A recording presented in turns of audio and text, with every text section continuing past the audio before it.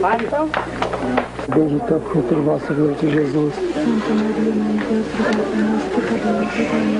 Ave Maria, cheia de graça, Senhor é convosco. Bendita sois vós entre as mulheres, e bendito é o fruto do vosso ventre, Jesus.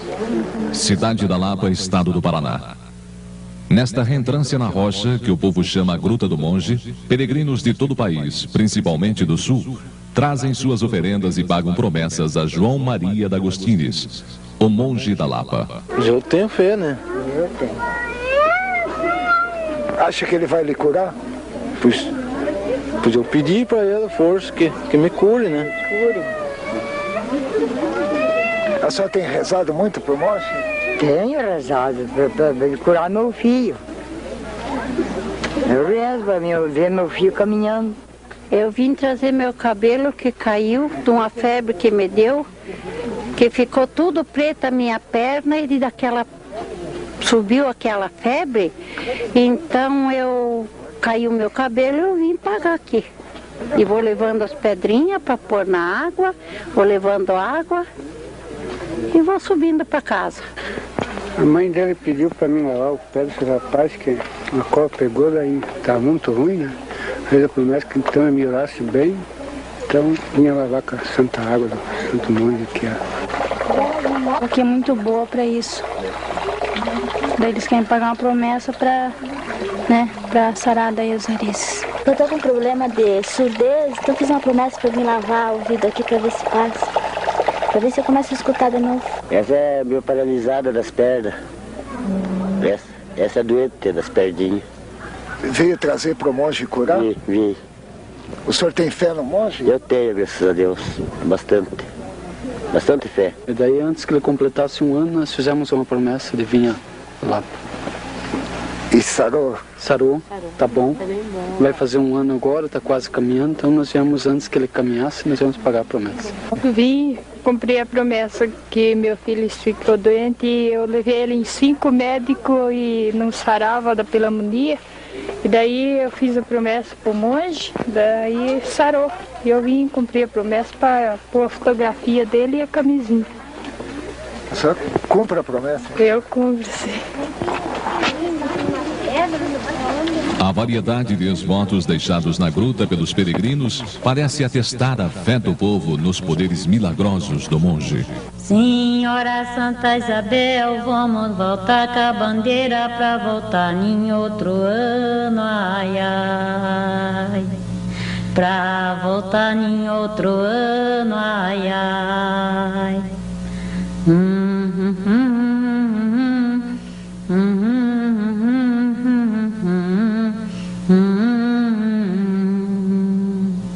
Tá soltando um foguete que eu fiz nessa caravana, assim, que uma filha tinha fugido, né? E o cara ficou 2 dias com ela, daí deixou dela, né? E daí a Telesque transferiu ele lá pra Jaraguá. Andava campeando ele, não podia achar. Um dia vinha vindo lá das Timbozinho. Cheguei a tomar um café na rodoviária, peguei o cara. Daí, digo, você casa ou vai pra cadeia? Ele resolveu de casar, que tava em processo. Daí fiz as promessas, ele casou e tá vivendo com ela. Então, daí, consegui trazer a turma aí no meu pedido, assim, que fiz. O chamado monge da Lapa peregrinou pelos estados sulinos no século passado, curando doentes, reunindo seguidores e despertando paixões entre as populações mais simples. Corre a lenda de que o monge não morre e um dia voltará para pôr ordem no mundo. Cultivai esta graça divina que foi dado por todos, porque Jesus deu a dádiva, não foi só para mim, foi para todos os irmãos viventes que pudessem assim ter um dia onde pudessem fazer suas orações e pedir a cura para os seus filhos e para os seus pais e mães. A fé nos poderes de São João Maria é tão grande que há pessoas que se julgam a encarnação do próprio monge. Mas quem, afinal, era esse homem que o povo tornou santo? O Divino Espírito Santo, vossa casa visita,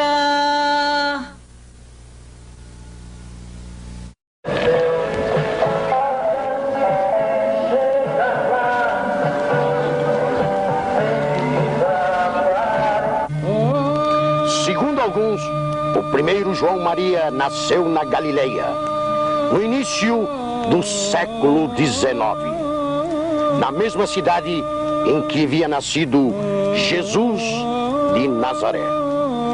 O seu nome em hebraico era Johanna Chesonha. Respeitável público! Uma história de amor, para ser bonita, é sempre trágica e deve encerrar momentos de amor e de ternura. Era o monge da Lapa, um belo rapaz, com 20 anos e todo o ímpeto da juventude. Num gesto romântico, raptou a sua amada, uma linda muçulmana.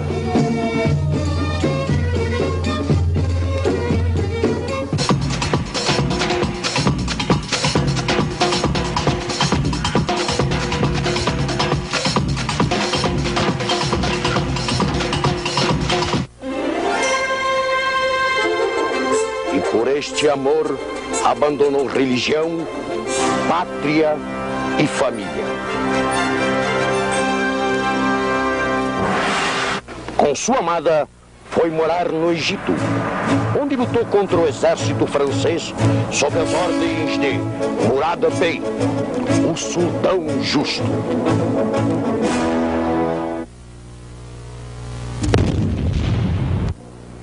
Desgraça!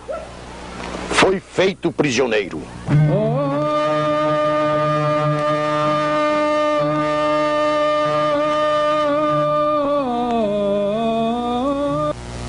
Mas lá não permaneceu por muito tempo. Conquistou a simpatia de um general francês que o deixou livre para a sua pátria.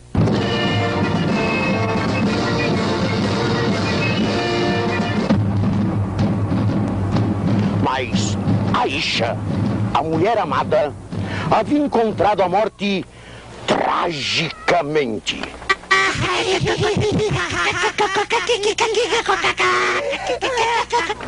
A fatalidade trouxe a meditação e o mancebo dedicou sua vida à pregação do bem e do cristianismo.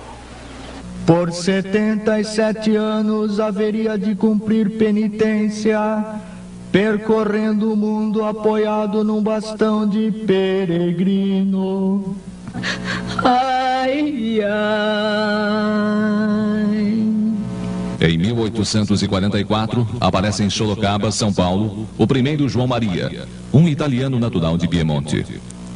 No livro de registro de estrangeiros da Câmara Municipal de Sorocaba, consta que João Maria D'Agostinho, 43 anos de idade, solteiro, profissão de solitário eremita, veio para exercer seu ministério e declarou residir no Morro da Fábrica de Ferro de Ipanema. À noite, em sua gruta, João Maria entoa salmos e orações, motivo de zombaria dos operários da fábrica, que ficava ao lado. Mas os caboclos tinham um respeito temeroso por aquele homem que se alimentava de frutos da mata. Eram duas comadres, iam visitar o monge, onde ele estava acampado. Uma levava 1 litro de leite, a outra ia pegar a galinha. A galinha não se deixou pegar, a mulher disse: ô galinha daquele bicho preto, que eu não presto nem dizer. Ô galinha daquele bicho. Quando eles iam saindo, a galinha entrou dentro da casa. Ela pegou a galinha e levou. Quando chegaram do monge, o monge disse: eu não posso aceitar essa galinha porque a senhora já entregou para aquele bicho. E 1 litro de leite eu vou aceitar de bom coração. A peregrinação pelos sertões do sul do Brasil começa uns 3 anos depois de sua chegada a Sorocaba. Andarilho não aceita pousada e dorme ao abrigo das árvores. Não aceita dinheiro e não come carne. Só se alimenta de frutos e verduras. Dá conselhos, aplica beberragens e cataplasmas aos enfermos, sem receber nada em troca. Só comi umas colheradinhas do virado. Diz que o torresmo não podia comer porque ele não comia negócio de carne, negócio com banha, porque ele era São João Maria. Daí ela disse, ele foi para sair Ele diz, não, o senhor pousa aqui. Diz, não, eu não vou pousar aqui, eu vou pousar embaixo daquela árvore. Diz, mas a senhora vai se molhar. Diz, aqui o senhor pode pousar, a casa é grande. Diz, não, eu fico embaixo da árvore, lá embaixo da árvore, eu não me molho. Pois ele pousou lá e não se molhou, se no outro dia de manhã ele saiu para o mundo, né? Para a população crédula e simples, abandonada e ignorada dos sertões, o monge é a representação da bondade, o santo que a consola. Seus ensinamentos e suas curas são repetidos até hoje. Um exemplo é a vegetação rasteira, conhecida como vassourinha de São João Maria, ainda hoje usada como remédio pelos caboclos. É erva de São João Maria. É vassoura. Dizem erva, mas é a vassoura de São João Maria. Serve para os fígados, para outras doenças, sim, né? Serve assim, dizem que serve para o rim. É para ferida, para lavar, para secar a ferida e para queimadura. Ó. Nas estradas da mata, João Maria levanta cruzes para livrar os colonos da peste, da fome e da guerra. Em cada cidade que visita, representa uma das 14 paradas da Via Crucis. Sua passagem pela Lapa, no Paraná, está registrada no segundo livro da Matriz de Santo Antônio, onde consta que ele chegou a pregar com licença do então vigário. Na cidade de Mafra, em Santa Catarina, existe uma cruz erigida pelo monge. Sobre essa cruz que um certo prefeito mandou retirar a cruz aqui da praça e levar lá para o cemitério. E daí a cruz começou a arder, sem parar, né? Estava sempre ardendo. E começou a chover torrencialmente e deu uma grande enchente aqui no lugar. E só parou de chover quando eles trouxeram a cruz de novo, colocaram no lugar e revestiram assim com pedras, né? As lendas vão surgindo. Os lugares onde São João Maria pousa são considerados santificados. E suas palavras ficam guardadas na alma popular. Ah, como é que o senhor chegou aqui? O mato não tem caminho? Não tenho caminhos. A mercê de Deus eu vou e os caminhos se abrem para mim. E não tem medo de bicho? Nesses matos tá cheio de tigre. O tigre persegue só os que dele têm medo. O medo vem porque no coração do pecador mora outro tigre, que é o ódio a seus semelhantes.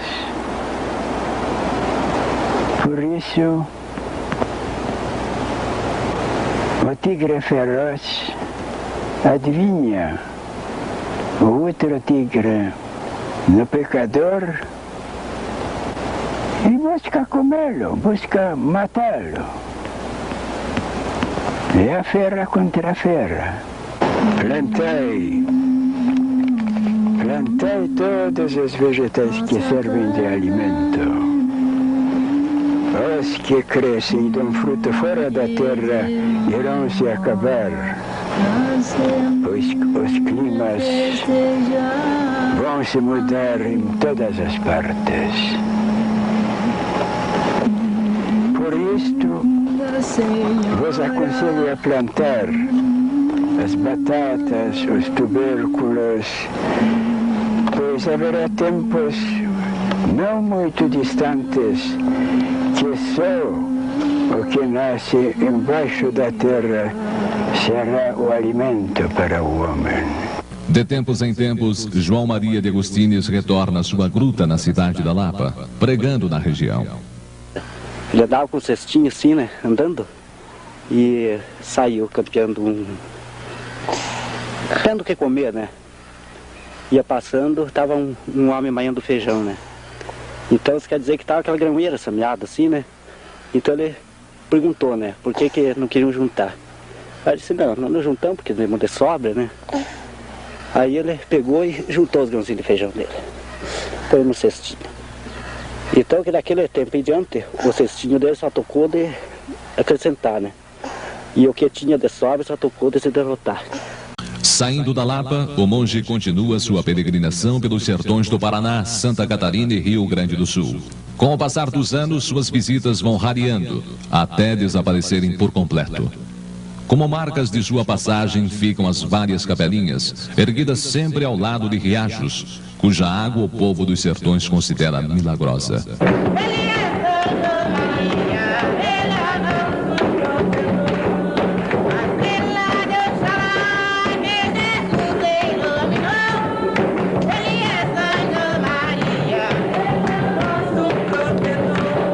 Em 1874, o monge reaparece em Sorocaba, voltando a viver na gruta ao lado da fábrica de ferro.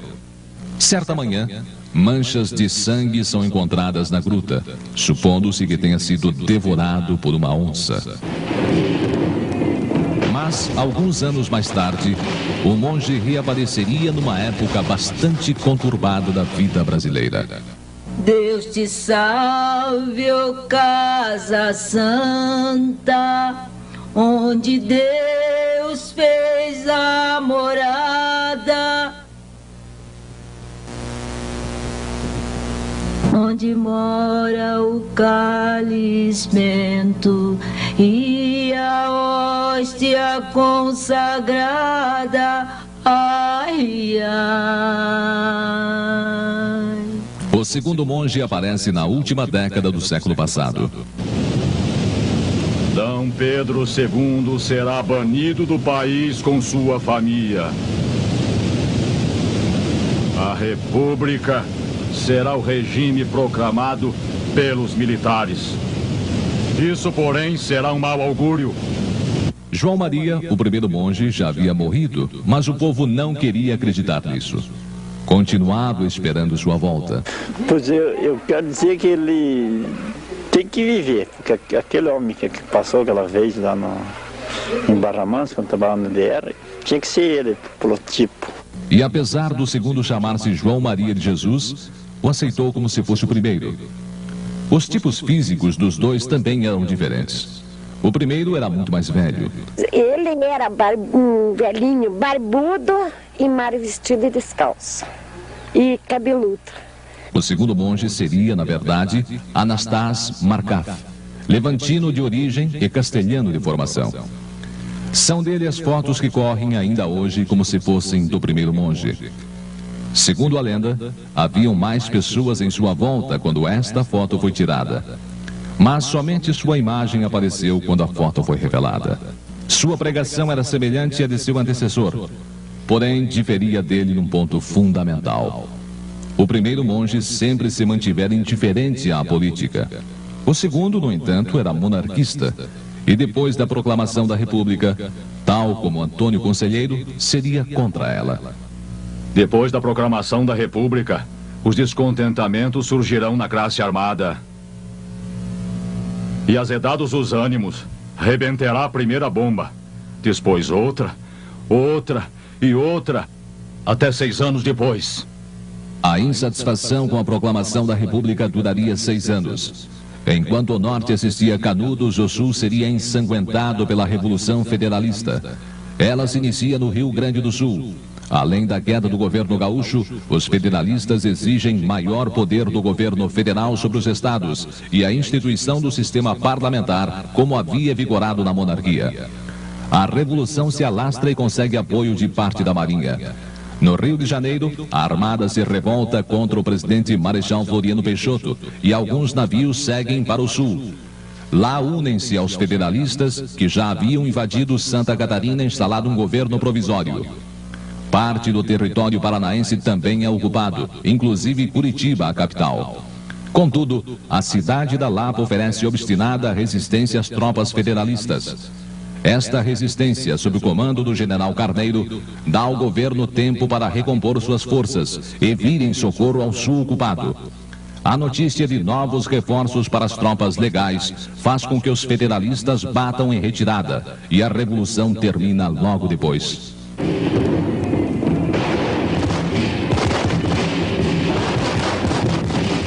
Nestes anos trágicos, o monge peregrinou pelo sul ensanguentado e esteve presente durante o cerco da Lapa.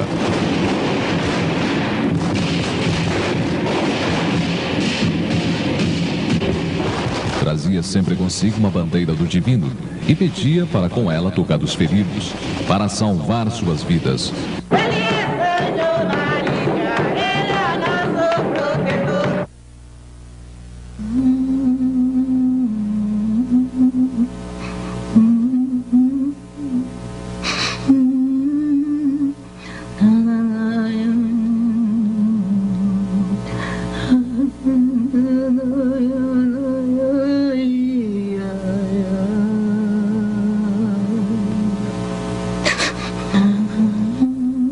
Restou da Revolução Federalista apenas um duro registro. As lutas entre revoltosos e as forças governamentais se caracterizaram por grande violência e mortandade. Em 3 anos, morreram 10.000 brasileiros. Terminada a Revolução, o monge João Maria de Jesus continua sua peregrinação, anunciando as misérias que viriam. Haverá muita miséria devido à desvalorização da moeda, e as classes pobres sofrerão com isso. A culpa será dos homens do governo, estadistas medíocres, que através de intrigas e meios indignos irão substituindo no poder os homens notáveis e de grande discernimento. Mas não tenhais medo, vós que estáis protegidos dos ódios pela Casa Verde. Na Casa Verde, estáis livre dos sofrimentos dos que moram nas cidades, sendo elas os pontos de vista dos estrategistas e praças fortes. Os grandes combates serão travados ali e sofrerão tanto os inocentes como os pecadores. Cuidai das vossas plantações e rebanhos. Deus vela por vós. Até cerca de 1908, o segundo João Maria não é mais visto. Teria morrido em Ponta Grossa, no Paraná, ou em Lagoa Vermelha, no Rio Grande do Sul. Ninguém sabe ao certo. Para seus devotos, porém, não morreu. Retirou-se. E está encantado no Morro do Taió, de onde um dia voltará para pôr ordem no mundo. E é justamente esta esperança em seu retorno que permitirá o surgimento de um terceiro monge. O Divino Espírito Santo, vossa casa visitar, também vem pedir uma esmola pra seu dia festejar. Ai, ai.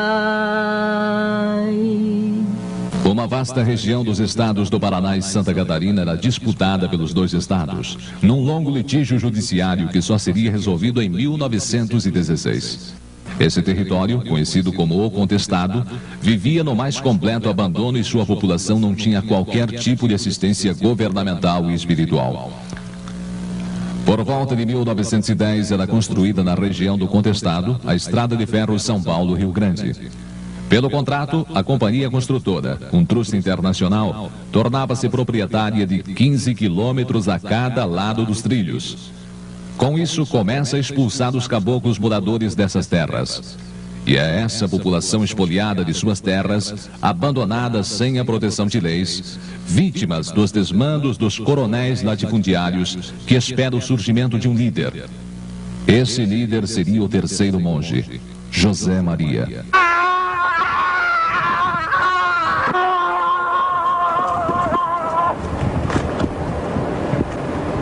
Na realidade, o terceiro monge seria Miguel de Lucena, desertor da polícia paranaense ou gaúcha, já com processo por estupro.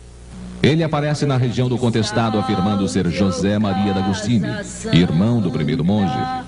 Como os outros dois, José Maria realiza milagres e curas através de suas receitas e rezas. E foi que ele chegou numa casa pedir comida e eles tinham panelada de carne de galinha cozinhando e não quiseram dar para ele. Daí quando ele saiu, eles foram comer de lá, daí tava, disse que uma cobra dentro da panela, daí foram catar ele, ele voltou novamente lá para ver. Chegou lá, disse que era carne de galinha e arroz que tinha, não era cobra mais. Quieto! O terceiro monge reúne em torno de si uma multidão de adeptos, ao contrário dos dois primeiros, que evitavam seguidores. Achando-se só oliveiros, e a pé entre tanta quantidade de mouros e sem esperança de viver, nem de socorro de Carlos Magno, andava entre eles como um lobo raivoso, matando, derrubando, cortando pernas e braços, abrindo cabeças, despedaçando elmos, de sorte que todos os turcos estavam admirados dos seus fortes golpes. Ao mesmo tempo, cria os chamados quadros santos, uma guarda armada de 24 sertanejos chamados os 12 Pares de França, influência da leitura mal interpretada do livro Carlos Magno e os 12 Pares de França, de bastante circulação no Brasil da época.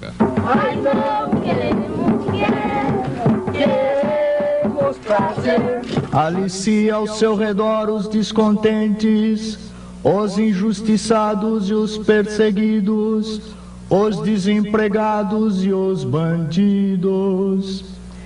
Dá-lhes instrução militar, armando-os com espadas, facões, pica-paus e garruchas. Foi o monge guerreiro. Juntos se lavando no Rio do Jordão, juntos os inimigos aí vem, deixa que vem. Se tiver olhos não me enxergará, se tiver perna não me alcançará, se tiver braço não me pegará, se tiver boca não me falará, arma de fogo corre água por o cano, faca encaiará, coração partirei, beberei o sangue com o nome de João para sempre, amém. Guerreiros caiumba, guerras inimigos, a defender o nosso trono caiumba, do maior perigo. Hostilizados pelas autoridades catarinenses e pelos fazendeiros da região, José Maria transfere-se com seu grupo para os campos do Irani, no território contestado sob controle paranaense. Logo, as autoridades do Paraná mobilizam o regimento de segurança para expulsar o que imaginavam ser invasores catarinenses.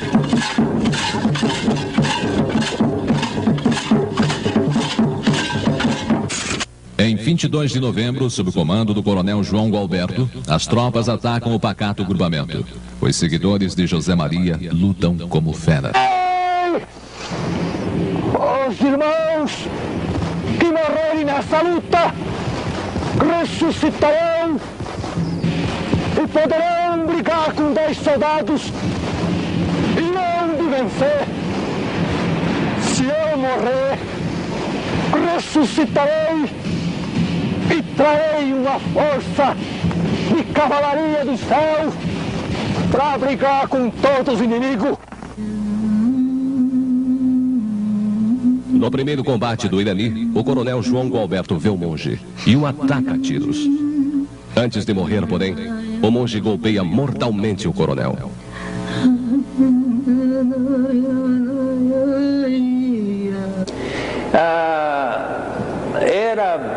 Eram talvez umas 7 ou 8 horas da manhã, quando a situação se indispõe entre os dois grupos e o monge José Maria se aproxima. Quando o coronel João Gualberto invocou a sua intimação e recebeu resposta negativa ou agressiva da parte dos fanáticos que já atravessavam o banhado pelos lugares que eles conheciam, o tiroteio começou. E as balas da companhia de Miranda foram as primeiras atiradas. Caíram os primeiros fanáticos feridos ou mortos. Mas eles continuaram caminhando, até que à frente deles o monge José Maria se aproximou de João Gualberto, que o liquidou com a sua pistola Browning. Mas é claro, sobretudo por causa desse ferimento fatal que os fanáticos assistiram, ele foi procurado e malhado a facão, assim como todos aqueles que o acompanhavam. E o coronel João Gualberto realmente foi picado a facão.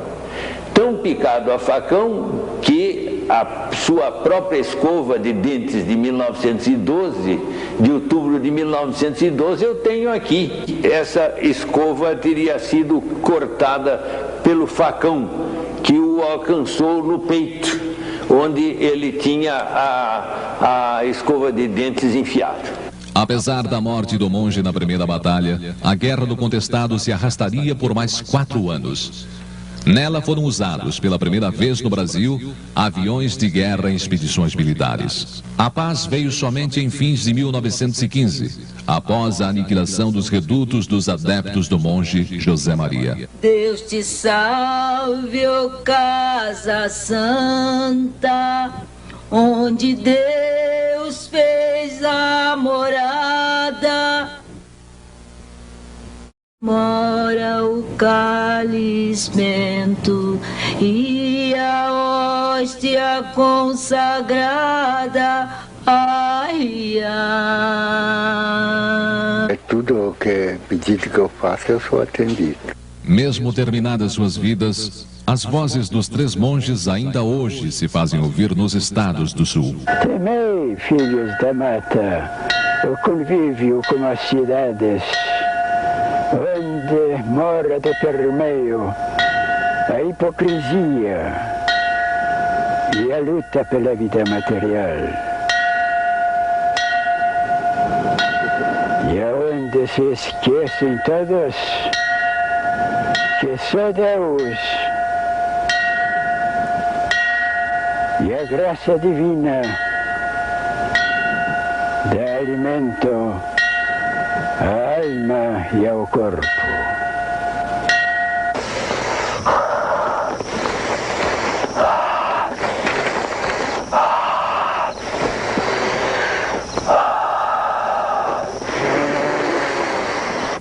Pestes assolarão os campos e abaterão o gado.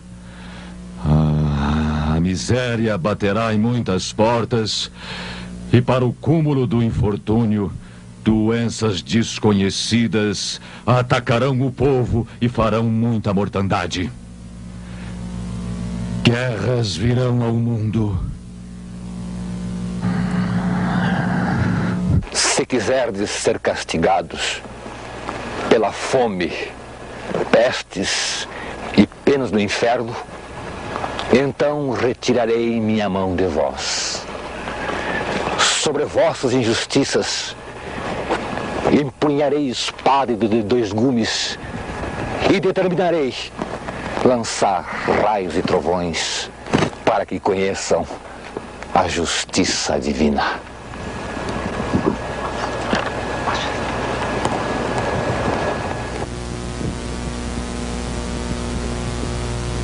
As personalidades conflitantes dos três monges foram unidas pelo povo, formando uma só imagem que é venerada até hoje: São João Maria, santo do povo, canonizado pela fé dos humildes, dos desamparados e dos esquecidos, santo dos que amam a terra, vivem do que a terra dá e se dão de corpo, alma e coração por esta terra. Único amparo dos camponeses contra o demônio da doença, da fome, da miséria.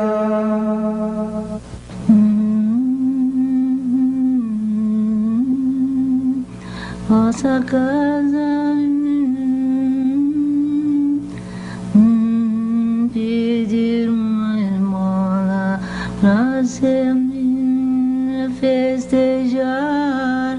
Ai, ai.